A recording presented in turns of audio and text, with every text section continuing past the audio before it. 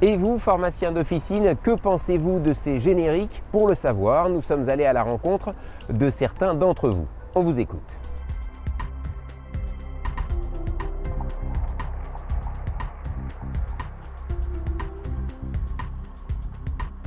Automatiquement, s'il y a plus de molécules qu'on peut génériquer, et étant donné que les remises sont meilleures sur les génériques, ça impacte positivement l'économie d'officine. Plus il y a de génériques, mieux c'est. C'est sûr que vu qu'on a une meilleure marge, nous, il n'y a pas de souci. Enfin, c'est vrai que voilà, c'est une offre plus intéressante pour l'officine.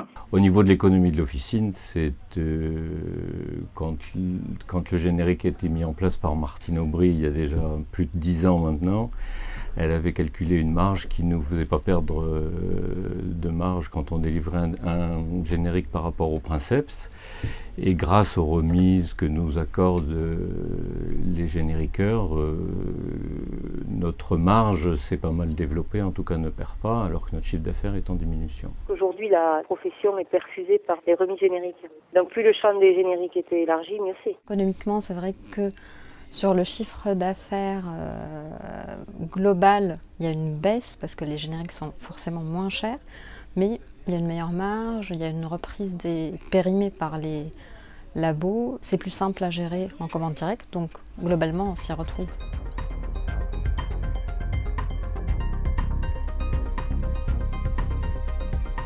Ça a une importance bien sûr. J'ai touché une prime qui n'est pas très importante puisque les objectifs ne sont pas vraiment atteints dans la mesure où on est dans un quartier où on a des ordonnances non substituables qui sont assez fréquentes. J'ai atteint largement mes objectifs puisque moi je suis à plus de 90% de substitution sur cette officine. Maintenant je n'ai pas encore vu cette fameuse prime. Les objectifs, oui, je les ai atteints. Les primes de la Sécu, c'est minime et c'est impossible à contrôler. D'un point de vue objectif, oui, on a réussi le taux de 85% pour nous, pour notre région. Et puis, donc du coup, c'est sûr que la manne financière derrière, elle est intéressante et elle fait du bien. Mes objectifs, je les ai réussis, je les ai réalisés depuis longtemps puisque j'ai toujours été au-dessus de la moyenne nationale, de la moyenne départementale et du quartier. Quant à la prime, elle est difficilement calculable, donc je ne sais pas du tout quelle prime je vais toucher en fin d'année. Au niveau de la sécurité sociale, c'est très décevant. Nous, on est un petit compte, donc on est très peu rémunérés. Et en plus, il y a des aberrations de rémunération au niveau de la sécurité sociale.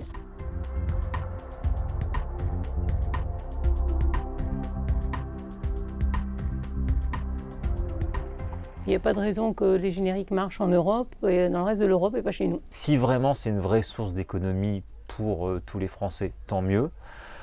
Est-ce qu'il ne faudrait pas commencer à réfléchir à d'autres moyens de réduire les dépenses de la Sécu ? Parce que quand on pense que le médicament représente à peu près 12 ou 13% des dépenses globales de la Sécu et que l'hôpital représente plus de 50%, est-ce qu'il ne serait pas temps à présent de s'intéresser plutôt à d'autres sources de réduction des dépenses? À mon avis, oui, si on veut essayer de rembourser le trou de la sécurité sociale, on n'a pas le choix. Il va falloir augmenter le taux de substitution et puis voilà, faire une meilleure éducation des patients à ce sujet. Il faudrait tendre justement en encourageant ou en imposant aux médecins, puisque l'encouragement avait été fait mais ça n'a pas donné beaucoup de résultats, à prescrire beaucoup plus dans le répertoire qui nous permettrait de délivrer des génériques de façon plus importante.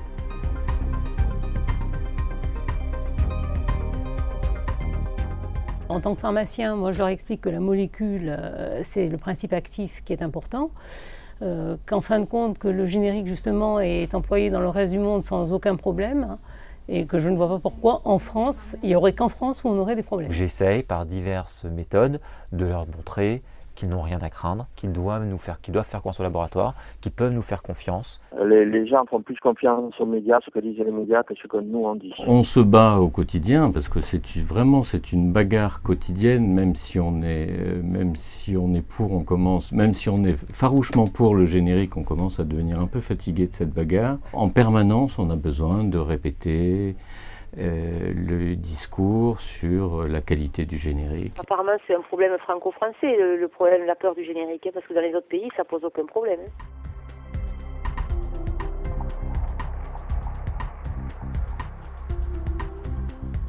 tous les accords de coopération génériques apparaissent dans nos bilans. Il y a une ligne spécifique pour ça, pour les remises, les accords de coopération commerciale avec les laboratoires. Donc c'est transparent. J'ai pas l'impression qu'il y a à ce point-là d'opacité aujourd'hui. Maintenant, si la transparence peut rassurer tout le monde, tant mieux.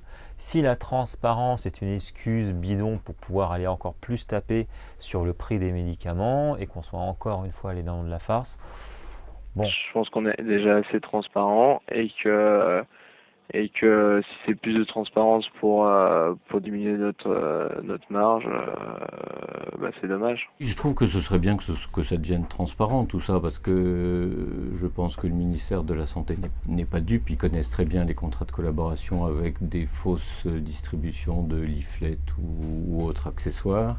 Je pense qu'il faudrait que ce soit clair et qu'on ait une visibilité sur au moins 2 ou 3 ans sur la remise accordée, avant ou arrière, mais qu'elle soit claire, sur les génériques, qu'on puisse savoir, nous, faire des business plans sur 2-3 ans à peu près corrects.